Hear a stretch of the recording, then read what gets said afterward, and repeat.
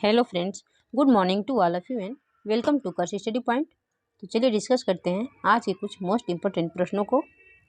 प्रश्न देखते हैं। अंतर्राष्ट्रीय बौद्धिक संपदा सूचकांक 2022 में भारत किस स्थान पर रहा है? इसका राइट आंसर हो जाएगा 43वें। अंतर्राष्ट्रीय बौद्धिक संपदा सूचकांक 2022 में भारत 43वें स्थान पर रहा है।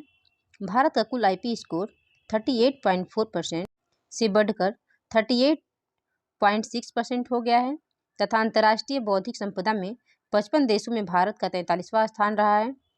और फ्रेंड्स, यह इस रिपोर्ट का 9वां संस्करण है। इस वर्ष रिपोर्ट में पिछले 10 वर्षों के आंकड़ों का विश्लेषण किया गया है और बताया गया कि वैश्विक IP में समय के साथ लगातार सुधार हुआ है। और फ्रेंड्स, शीर्ष स्थान पर 3 देश हैं। पहला संयुक्त राज्य अमेरिका और दूसरा यूनाइटेड किंगडम और तीसरे स्थान पर जर्मनी रहा है। रिपोर्ट जारीकर्ता US चैम्बर ऑफ कॉमर्स का ग्लोबल इनोवेशन पॉलिसी सेंटर है। अगला प्रश्न देखते हैं। राष्ट्रीय प्रोटीन दिवस 2022 कब मनाया गया है? इसका राइट आंसर हो जाएगा 27 फरवरी। 27 फरवरी को राष्ट्रीय प्रोटीन दिवस के रूप में मनाया गया है। राष्ट्रीय स्तर की सार्वजनिक स्वास्थ्य पहल राइट टू प्रोटीन ने 27 फरवरी 2020 को भारत में पहला प्रोटीन दिवस मनाया था। फ्रेंड्स, इसका उद्देश्य इस दिवस के द्वारा प्रोटीन के पोषण संबंधी लाभों के बारे में जागरूकता फैलाई जाती है और इस वर्ष का थीम खाद्य भविष्यवाद है। अगला प्रश्न देखते हैं। पूर्व धर्म गार्जियन 2022 संयुक्त सैन्य अभ्यास का आयोजन भारत और किस देश के बीच किया गया है? इसका राइट आंसर हो जाएगा जापान। भारत और जापान की सेना के बीच संयुक्त सैन्य अभ्यास पूर्व धर्म गार्जियन 2022 का आयोजन 27 फरवरी से लेकर 10 मार्च तक बेलगाम कर्नाटक में आयोजित किया जाएगा। यह वार्षिक अभ्यास दोनों देशों के बीच वर्ष 2018 से आयोजित किया जा रहा है। इस अभ्यास का उद्देश्य सैन्य बलों के बीच सामंजस्य और सेनाओं के बीच संबंधों को बढ़ावा देना है। इसका आयोजन स्थल बेलगाम कर्नाटक में होगा और इसका तीसरा संस्करण है। अगला प्रश्न देखते हैं। केंद्रीय सूक्ष्म लघु और मध्यम उद्यम मंत्री नारायण राणे ने कहाँ MSME प्रौद्योगिकी केंद्र को स्थापित करने की घोषणा की है? आपका राइट आंसर हो जाएगा सिंधुदुर्ग, महाराष्ट्र में। केंद्रीय सूक्ष्म लघु और मध्यम उद्यम मंत्री नारायण राणे ने 200 करोड़ रुपए के परिव्यय के साथ सिंधुदुर्ग, महाराष्ट्र में MSME प्रौद्योगिकी केंद्र की स्थापना की घोषणा की है।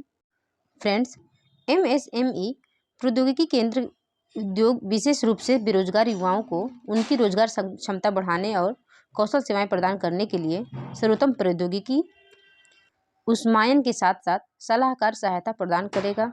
अगला प्रश्न देखते हैं। संस्कृति मंत्रालय द्वारा भारतीय मंदिर वास्तुकला देवायतनम सम्मेलन का उद्घाटन कहाँ पर किया गया है? इसका राइट आंसर हो जाएगा हम्पी, कर्नाटक में। केंद्रीय संस्कृति पर्यटन मंत्री जी किशन रेड्डी ने हम्पी, कर्नाटक में भारतीय मंदिर वास्तुकला देवायतनम सम्मेलन का उद्घाटन किया है। फ्रेंड्स, इस सम्मेलन का उद्देश्य मंदिर के दार्शनिक, धार्मिक, सामाजिक, आर्थिक, तकनीकी, वैज्ञानिक, कला और स्थापत्य पहलुओं पर विचार विमर्श करना है। अगला प्रश्न देखते हैं। भारतीय औद्योगिक विकास बैंक के MD एंड CEO कौन बने हैं? इसका राइट आंसर हो जाएगा राकेश शर्मा। राकेश शर्मा भारतीय औद्योगिक विकास बैंक IDBI के फिर से MD एंड CEO बने हैं। भारतीय औद्योगिक विकास बैंक बोर्ड ने राकेश शर्मा के कार्यकाल को अगले 3 सालों के लिए और बढ़ा दिया है। फ्रेंड्स, IDBI का full form industrial development bank of India है। औद्योगिक विकास बैंक का स्थापना 1964 में हुआ था। इसके अध्यक्ष MR कुमार हैं और इसका मुख्यालय मुंबई, महाराष्ट्र में है। अगला प्रश्न देखते हैं। पनडुब्बी रोधी युद्धक विमान P-8I को भारतीय नौसेना में शामिल किया गया है। इस युद्धक विमान का निर्माण किसने किया है? इसका राइट आंसर हो जाएगा बोइंग एरोस्पेस। पनडुब्बी रोधी युद्धक विमान P-8I युद्धक विमान का निर्माण अमेरिका की बोइंग एरोस्पेस कंपनी ने किया है। अमेरिका की बोइंग एरोस्पेस कंपनी से प्राप्त होने वाला यह 12वां पनडुब्बी रोधी युद्धक विमान है, जिसके लिए 2016 में अनुबंध पर सिग्नेचर किए गए थे। फ्रेंड्स, P-8I एक लंबी दूरी का समुद्री टोही और पनडुब्बी रोधी विमान है। यह लंबी दूरी की पनडुब्बी रोधी युद्ध सतह विरोधी युद्ध, खुफिया निगरानी और व्यापक क्षेत्र समुद्री और तटवर्ती अभियानों के समर्थन में टोही के लिए सुसज्जित है। अगला प्रश्न देखते हैं। सस्टेनेबल सिटीज इंडिया कार्यक्रम को डिजाइन करने के लिए national institute of urban affairs ने किस संस्थान के साथ समझौता ज्ञापन पर सिग्नेचर किए हैं? आपका राइट आंसर हो जाएगा विश्व आर्थिक मंच। सस्टेनेबल सिटीज इंडिया कार्यक्रम को डिजाइन करने के लिए national institute of urban affairs ने विश्व आर्थिक मंच के साथ समझौता ज्ञापन पर सिग्नेचर किए हैं। फ्रेंड्स, यह पहल प्रधानमंत्री नरेंद्र मोदी द्वारा COP26 में जलवायु शमन प्रतिक्रिया के रूप में 2070 तक नेट जीरो टर्न करने की भारत की प्रतिबद्धता के बाद की गई पहल है।